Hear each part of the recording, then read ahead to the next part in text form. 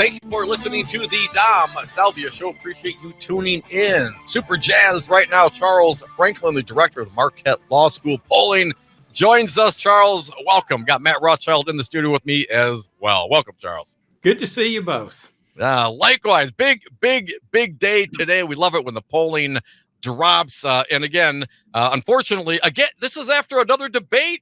Charles, do you plan these things? I mean, how does this work out all the time? It's just a miracle that happens every single time. Let's dive into the numbers at the top end. Vice President Kamala Harris versus Trump. What are you seeing, Charles? Harris by 4, 52 to 48. That's the same as it was in the beginning of the month, early September. That's also up from where she was when she first got in the race in July. We had Trump up by 1 with registered voters, but we had Harris up by 1 with likely voters. Now it's a 4-point margin for Harris with both registered and with likely voters. So the trend it's the same though. So she's would you say she's tapped out? Well, I don't know, but we just didn't see very much change between early September, which was the week after the Democratic convention, and late September, which was the week after the debate. And so in both of these cases, we just didn't see a whole lot of movement other than what we saw from July to early September. And personal characteristics of the candidates are pretty stable too. Charles, Matt Rothschild here. The thing that impresses me about Harris in this poll and in the last one is that she's over the magic 50 mark. I mean, she's at 52%. And a lot of times campaign folks and their own pollsters say if you get over 50%, you're pretty good. And here she's standing still at 52%, which is, more than 50 plus 1. Well, that's right. Though, in fairness, now we ask people if they'd vote for Harris or Trump, or haven't they decided? And about 6% say they haven't decided. We then ask the undecideds, if you had to choose, who would you vote for? And that's where you get the 52-48 with almost nobody who says, no, I really can't choose. Still, she's been running in the upper 40s or over 50 in the multi-candidate race. She's also a 4-point lead, 48 to 44 with registered voters, or 49 to 44 with likely voters. So you can see that she's, if not at 50, she's in that high 40 range. Yeah, and campaign managers sometimes say if you're at 48 or 49, you can crawl to the finish line. Charles, Robert F. Kennedy Jr. has dropped out of the race, but the Supreme Court has left his name on the ballot. I see that he is he's polling at about 3%. Right. How's that trend over time now that he's actually out? Has it gone down? Do people know it? What's your sense? He's been declining steadily all year. Back when he first got in the race, or when we first started asking him about him in the early spring, he was at 16%. Then he fell to 13, then to 8 and 8.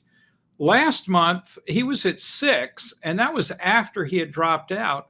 And 86% said that they knew he had dropped out, but he still got 6%. Now he's down to just 3%. Whether he'll fall more or not, I don't know. If you put all of the third-party candidates together, they're getting a total of 6% of the vote. And compare that to 2016, which was the all-time high this century, of 5.5% of actual votes for third-party candidates. So that means that the third-party vote, which was running in the mid-20s 8 months ago, is now back to 6%. But that's as high as it's been since 2000. But the odds are good, Charles, that's going to diminish by the time we get to election day. I think so. The other third-party candidates are getting either 1 or 0%. Kennedy at 3% could still fall a little bit further, I think. And ultimately, the pressure is the wasted vote argument. Yep. If these are mostly folks that don't like either the Democrat or the Republican, or else they'd already be voting for them. But when push comes to shove, do they want to cast that protest vote, which may be a very sincere protest, Or do they decide, they'll vote for who they perceive as the lesser of the two evils? Folks are listening to the Dom Salvia Show. Charles Franklin, director of the Marquette Law School polling, that came out today. Okay, Charles, let's talk about the Wisconsin senatorial race. U.S. Senator Tammy Baldwin versus millionaire Eric Hovde. What are we seeing? Yeah, that's a 7-point Baldwin lead now. That's up from a 4-point lead early in the month. Over the whole year, we've had her as low as 4, and we've had her as much as 7 at earlier points, not just the 4 and the 7 this time. So it's been pretty consistent in that range. We did have one result that showed it a tie among likely voters. That was back in April, I want to say it was. But it didn't show up the next time. So it looks a little bit more like a fluke rather than a real change there. And on favorability, she's 47 favorable, 47 unfavorable, a dead even 0 net favorability, whereas Hovde's a -9 net favorability. That's the same as he was last poll. And excuse me, people have gotten to know him a lot more. Over 80% didn't have an opinion of him back in April, and that's down to just 18% now. It's not helping. But in that time, both his favorables and his unfavorables have moved up, and the unfavorables a little faster than the favorables, though. For the last two polls, he's kind of held the balance even at a net -9. With regard to the favorables, how about Trump and Harris and the VP candidates as well, Charles? It's mostly a sea of negativity, but some more negative than others. For Harris, it's a net -3, 47 favorable to 50 unfavorable. Trump's a -11, 44 to 55. J.D. Vance is also net negative at -13, 38 to 51, and 11% say they don't know enough about him. But then we get to Tim Walz, who's the only one that's net positive at +7, 45 to 38, and a rather big 16% that still say they don't know enough about him to have an opinion. And finally, Kennedy is at -15, 36 to 51, and 13% don't know. Charles, it's hard for a presidential candidate to win with a -11 unfavorability to favorability. Has there been in your memory, a presidential candidate who was able to win that far negative? Yeah, his name was Donald Trump, and he won in 2016. How bad negative was he then? He was worse than 11. I think it was in the high teens, but Hillary was in the low teens or high single digits. 2016 was the first race since the 70s when pollsters first started asking the favorability question, in which both candidates were net negative for most of the campaign. Trump considerably more than Clinton, but as we saw, that wasn't actually what determined the outcome. So you'd certainly rather be at -3 than -11. But I don't think you can take that -11 to the bank when you look at the history of Trump, including in 2020 when he just barely lost Wisconsin, but had a solidly net negative rating then as well. Charles, one of the things that popped out at me when I was watching you this noon, giving your presentation on these new numbers, was independents. They're moving in Harris's direction and Tammy's. Can you talk about that? Yeah, and this is, I think, one of the more interesting changes that we've seen in the last two polls. In the winter and spring, independents were favoring Trump over Biden by a little bit. And since Harris got in the race, they were pretty evenly divided in July. But now in both the early September and the late September polls, they're favoring Harris with about 61 or 62 or 3% of the vote. And so that's a notable move. Now, independents can change their minds. I say they're fickle because they really will change over the course of the campaign.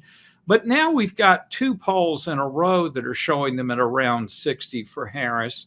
So I still wouldn't swear that they won't move before the end.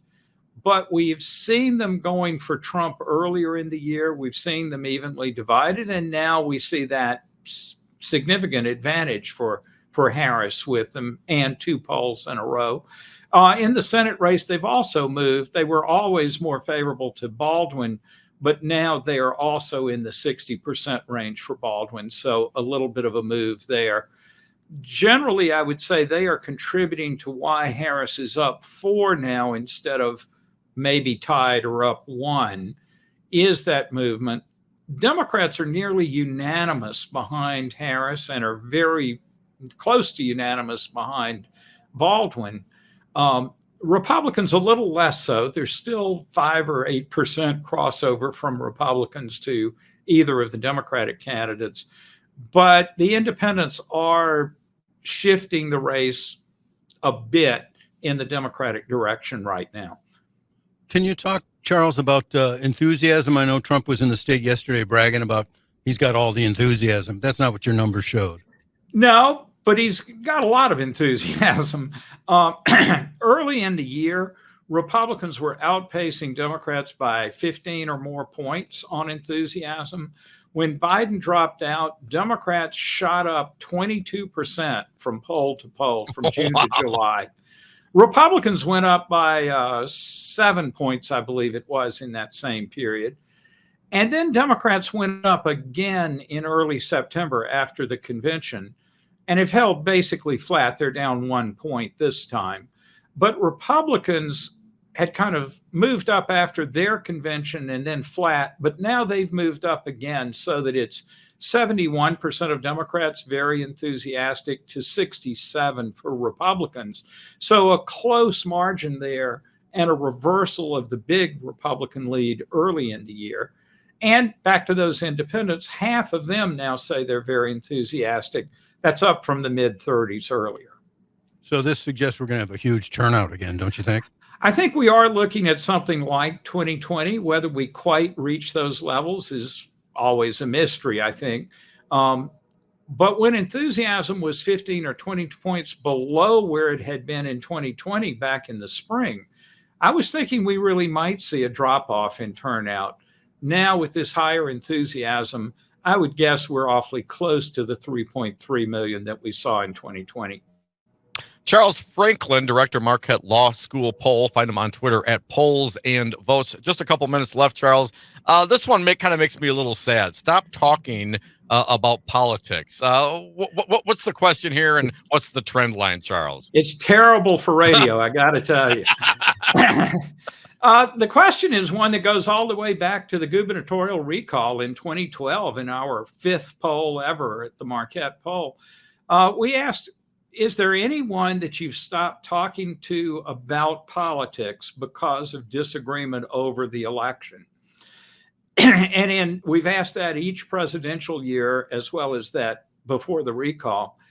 And in 2012 and 16 and in 20, it was about the same. It was 34, 35, and 36 had said they'd stopped talking about politics with somebody. This time it's up 10 points to 46% who say they've stopped talking to someone. So a bit of an increase, and especially in light of how we thought that things were really tough for the recall and for 16 and for 20, but those were all about the same. 10-point increase this time. I think that tells you something about where we've come in the last 4 years. Charles Franklin, director of the Marquette Law School Poll. I hope you never stop talking about politics with us, Charles. Thank you for coming around. Certainly appreciate it. Always happy to. Take care.